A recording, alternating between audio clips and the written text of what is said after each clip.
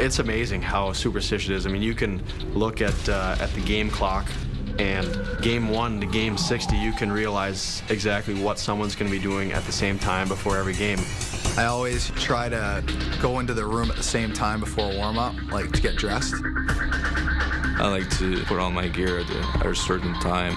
I like to start with like my left shin pad instead of my right one. Put on the right skate first, always tie it first. And, you know, you tape your stick the same way every time, or you put it in the same place when you come off the ice. I've got so many. Once I tape my stick, I don't like anyone to touch it. After I tape it, I like to sit by my stall and don't like when guys pick it up. The moment I get to the arena, I get out of my suit and have a shower and kind of get into my undergarments for the game. If I don't do that, it just feels off. I like to eat at the exact same time. I like to eat the same thing, chicken and pasta every day. After my pregame meal, I get back to the house, and me and my roommate Wayne Simmons, we always get in the game of NHL on Xbox. I stretch in the same spot on the blue line and in warm-ups. At the end of warm-ups, I'm always probably the last guy on the ice.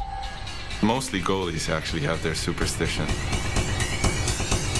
I always hit the wall going out to the ice. I hit it once before the first period. I hit it twice before the second, 3 times before the third period. Before I get off the ice, I kind of do a little circle.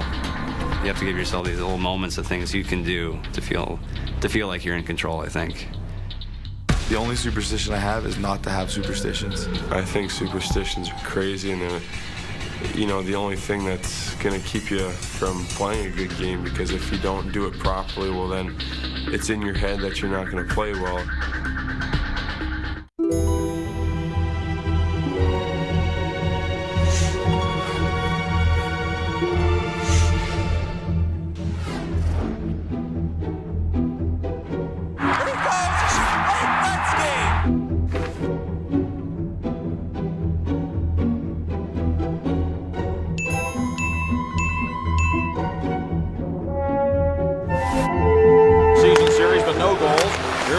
Oh, look at it!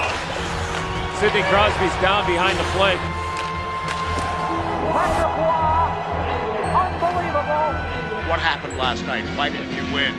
How come you gave up a bad goal?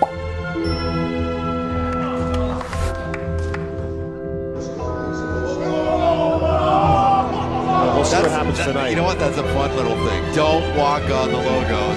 The Chicago Blackhawks win the Stanley Cup!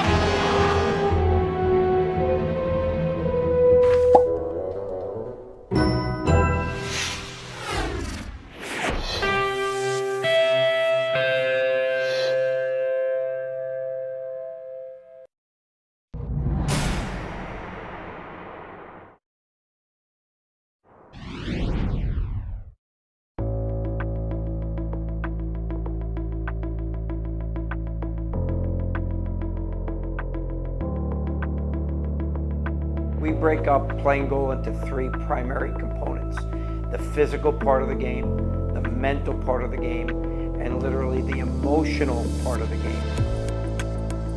Every one of them is more demanding than almost every profession on the planet. Goaltending, unfortunately, is under the spotlight a lot. You get a lot more credit than you deserve a lot of the time, and probably get a little more criticism than you deserve sometimes, and then sometimes it's spot on. So it's just one of those, you know, everyone can see. You can't hide anywhere if you're a goalie. It's pretty evident if you make a mistake.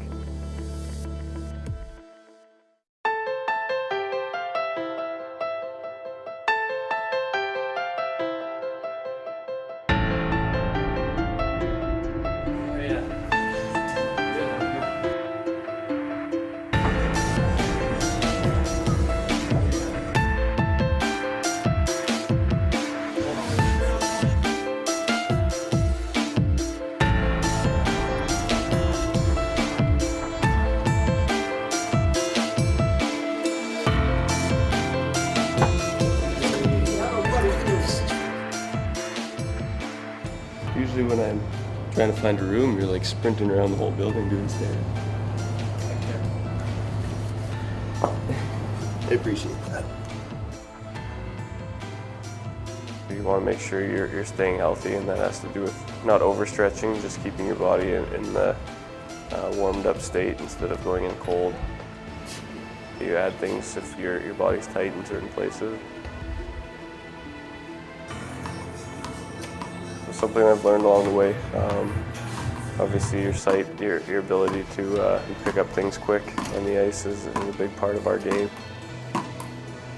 Warm yourself up doesn't come naturally every game, so you have to find a way to force your body into realizing it's time to focus. Braden knows himself very well. He knows what he needs to be successful. He knows how to prepare. He is a very cerebral guy. And when you put all those things together, his routine is years and years in the making. It did not happen one day or one season. And he knows what works for him.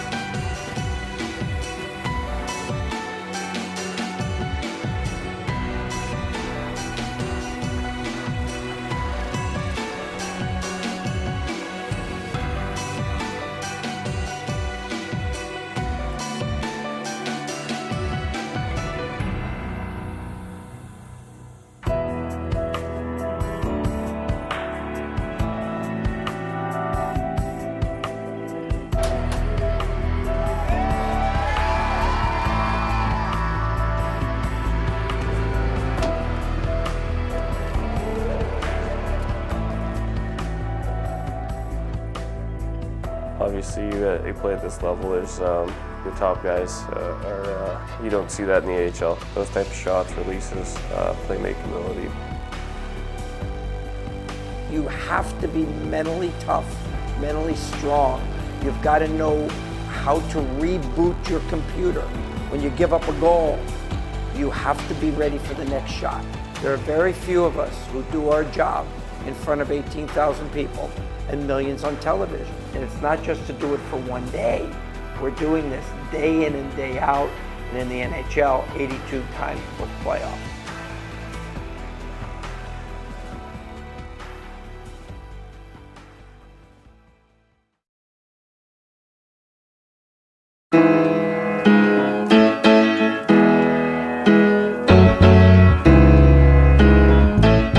In Pittsburgh tonight, with the Phoenix Coyotes in town, the Pens are intent on snapping their two-game losing streak. As always, the players arrive through the northwest entrance of the Consol Energy Center. Sidney Crosby, though, takes a different path than his teammates. A long and circuitous route designed specifically not to pass the visitors' locker room. For Crosby, riding a 20-game point streak, game days are filled with a series of very specific routines, like this one. There's probably a few that are borderline crazy, but I guess we're all crazy in our own way. But you're not going to have any trouble finding me at a certain time before a game. It's the same every single game. Sticks are taped just so. There's a 5 p.m. peanut butter and jelly sandwich with particular brands of each. Then comes a soccer kick-around, a hockey tradition a group of Penguins take part in. That's so bad. Stretches performed in a certain order. And then he puts on his lucky cup, the same one he's been wearing for years.